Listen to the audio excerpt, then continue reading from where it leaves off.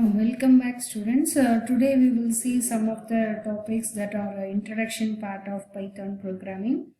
So before going to introduction part, let me show you something. So can you please guess what are the contents what I am writing? So first content is 0 and 1. So what that 0 and 1 implies, so that is the first content, and second content is represented as add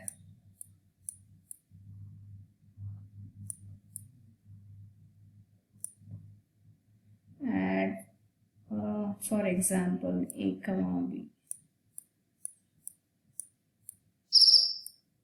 right? So this is what we are going to discuss next. And third content will look like if a greater than b. So this statement, and you can include then statement and all.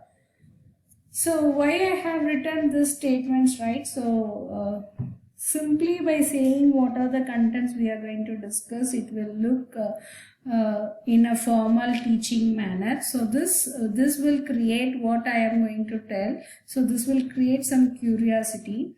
So first statement, which is consisting of zeros and ones, represents machine language, right? So that is represented as ones and zeros.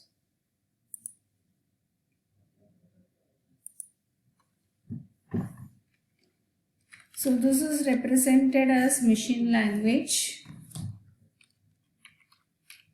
So machine language or normally will be understood only by the machines, and it is and it will be in the form of ones and zeros. So if you see this machine language representation in previous olden days and all, this machine language will be written in punched cards, and that punched cards will be given to huge vacuum tube machines, and that will be used for reading the input. And similarly, output will also be written as ones and zeros, and that will be also punched in the cards, right? So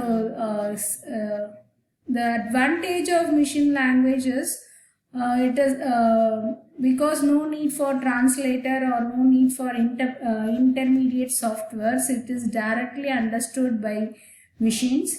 And the disadvantage, only knowledgeable developers can write this machine language. Others cannot able to do it easily. So that is the main disadvantage. And it is not user friendly. So that is what I have discussed, right? So next is if you see the second one, add a comma b. So in this add a comma b, it is representing like microprocessing code. So that will be coming under assembly language. So assembly language are nothing but the program will be written using mnemonic codes. So mnemonic codes and all, so if you have done this microprocessor labs and all, you can able to understand. So you will have a mnemonic code sheet. In that you will identify what is the value of add, and then you will substitute that in your microprocessor kit, right? So that is what represented as assembly language.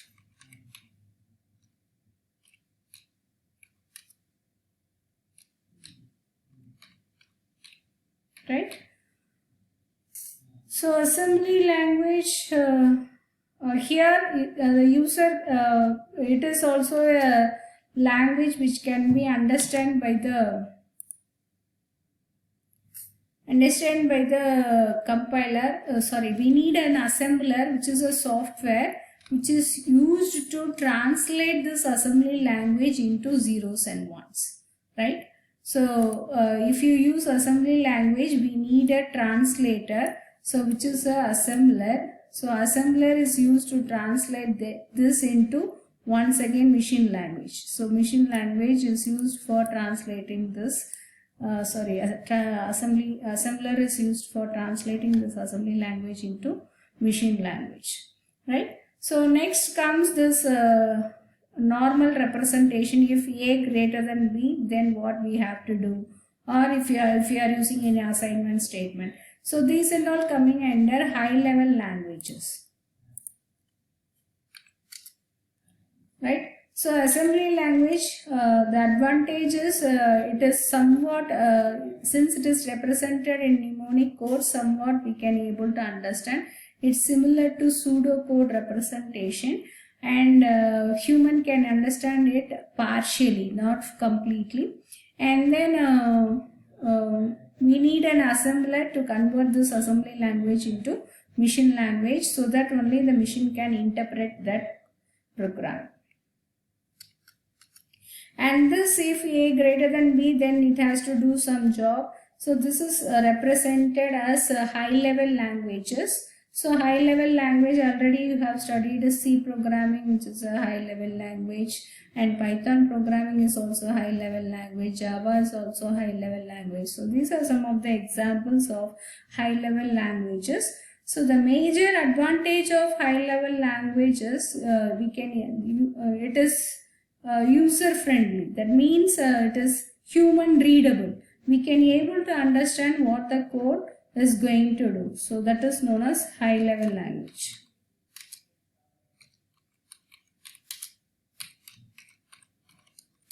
Right? So these are the three different languages that are three different categories of languages that are available in real time. So normally machine understandable language is machine language. The assembler which we are using is the assembler software is used to convert the assembly language into machine language. And if you see in high level language also, we need there are two types of intermediate software which converts this high level language into machine language. One software is compiler and another software is assembler, right? So one is first one is compiler and second one is interpreter. So compiler, it will compile the entire code and it will translate into object code. From that object code, it will while executing, it will be generated as machine language. That is the function of compiler. And interpreter, if you see interpreter, so what it will do line by line execution. And if there is any error in one line, then the interpreter will wait for the programmer to correct that error, then only it will go for the second line. So that is the difference between compiler and interpreter. So interpreter, it directly executes that particular line into machine language, right? So compiler, there is two phases. One phase is for compiling and second phase is for executing. While compiling, the high level language will be converted into object, right? So if you have any doubts, you just kindly post it in Moodle forum. So next we are going to see history of Python. So history of Python is somewhat easier to understand, because how already we have seen how to represent simple Python programming using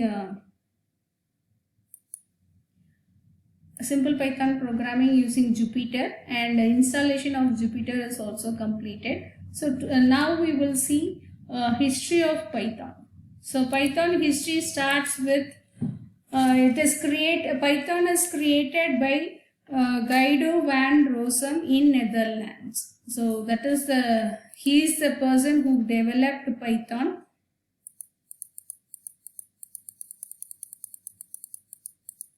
So I will write his name, you just copy it. So the name of the developer of Python programming is Guido van Rossum.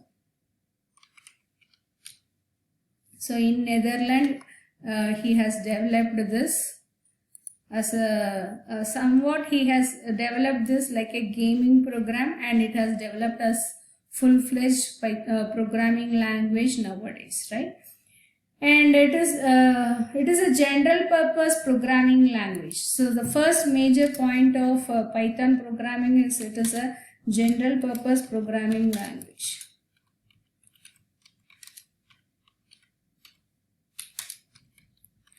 Right?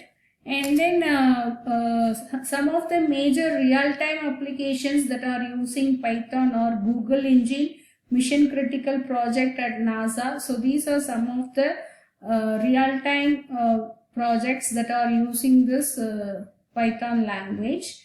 And it is Python is so as I have specified as a high-level language. Converting of high-level language into machine language, we need to intermediate software. Either it can be a compiler or it can be an interpreter. So now this high-level language Python will works based on interpreter concept, that is line by line execution, right? So it is an interpreter. It uses interpreter, and it is an object-oriented programming language. So as you know, it is based on object-oriented programming language. And so if you see, C is a procedure-oriented programming language, but C++ is object-oriented programming language.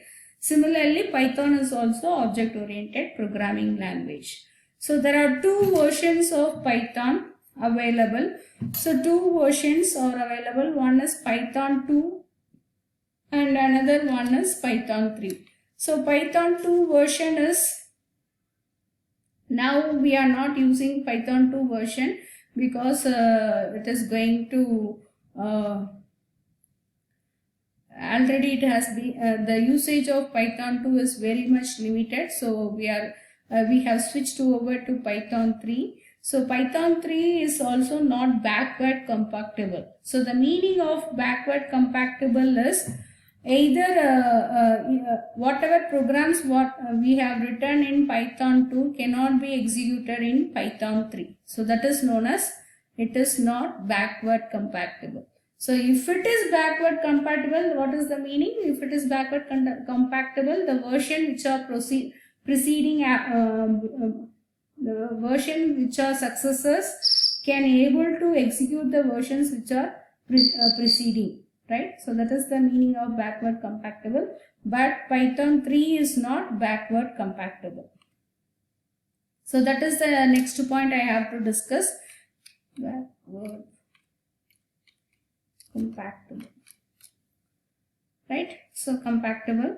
And installation of Python in Windows, already I have shown you using Anaconda. We are installing Jupyter. So that is that itself enough. Otherwise, you can also download Python 3 version, latest version, by using Google. You can search for download Python 3 version, and automatically it will show you the latest version. That also you can download in Windows. And that Python what we are downloading will have IDLE. So what is the meaning of IDLE? So it is represented in capital letters. So IDLE is nothing but interactive development environment. So the meaning is we can able to save the programs, we can able to save the inputs, and that inputs can be given to the Python programs. So that is known as interactive development environment. For each and everything, we should not go for any keys or any commands to execute. So instead of that, we can just click on run keyword, run menu, automatically it will execute the program. So that is known as interactive development environment. Editor will be opened, and within that editor we will have all contents. So far we have discussed programming language and history of Python. If you have any queries, just post it on Moodle platform, right? So thank you.